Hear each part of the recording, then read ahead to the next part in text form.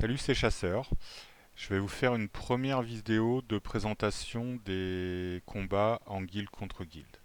Donc la première vidéo, ça va être niveau grand débutant et je vais vous présenter les différents éléments qu'on peut trouver sur la carte. Donc déjà, on ouvre la carte de guilde contre guilde. On voit plusieurs zones. On a une carte par âge jusqu'à du futur. Donc ça part de l'âge de fer et ça monte les âges jusqu'à l'âge du futur. Et il y a une carte supplémentaire où on peut taper avec toutes les unités de tous les âges. Sur les âges où on a un âge bien particulier, on ne peut que taper ou défendre avec des unités de cet âge-là. Donc sur la carte de haut Moyen Âge, on attaque et on défend avec des unités de haut Moyen Âge, en futur avec des unités de futur, et en tous les âges, on défend avec des unités de n'importe quel âge. Alors, qu'est-ce qu'on peut voir là? Déjà, on voit que il y a des petites cellules qui sont de couleurs différentes.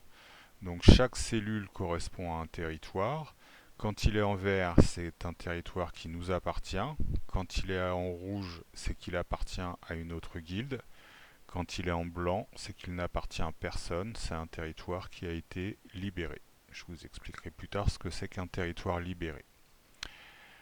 Ensuite, quand on ouvre une carte, je vais ouvrir celle-là.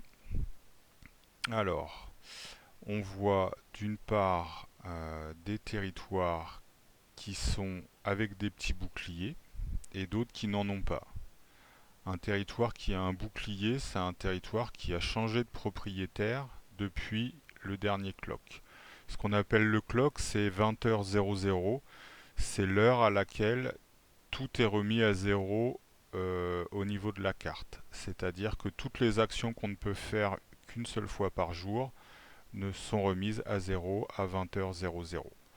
Notamment, on ne peut prendre un secteur qu'une fois par jour. C'est-à-dire que tous les secteurs qui ont un bouclier ont déjà été pris aujourd'hui et donc ils sont imprenables jusqu'à 20h ce soir.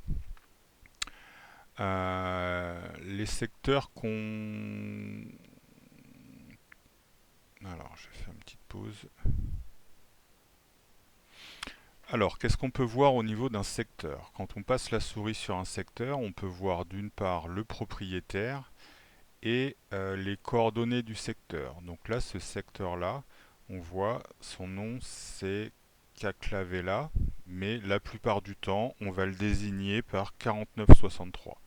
Donc quand un leader vous indique le secteur 4963 sur une carte, donc là on est sur l'ère de demain, et ben, il faut trouver où est le secteur. Donc on va voir que quand on part de la gauche, on est en 45, puis on passe à 46, 47, 48, etc.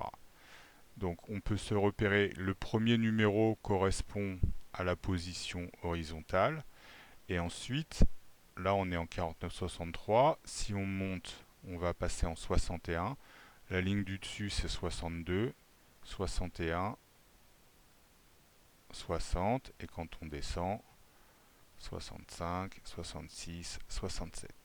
Donc ça, c'est important de bien comprendre ça parce que ça nous permet de se repérer sur la carte et de savoir de quel secteur on parle. Si on va sur le chat de guilde, on va voir que voilà, Damien, le leader en guilde contre guilde, nous indique les secteurs par leur numéro. Donc 2279. Si on va sur la bonne carte, on va trouver le secteur dont il parle. Après, quand on regarde un secteur, on peut éventuellement voir le secteur. Donc là, c'est un secteur qui appartient à quelqu'un d'autre.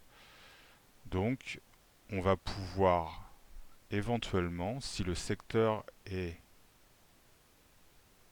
à côté d'un de nos secteurs, on va pouvoir éventuellement placer une armée de siège pour l'attaquer. Et puis, on peut voir également le nombre d'armées de défense qu'il y a. Donc là, sur ce secteur-là, il y a 6 armées de défense.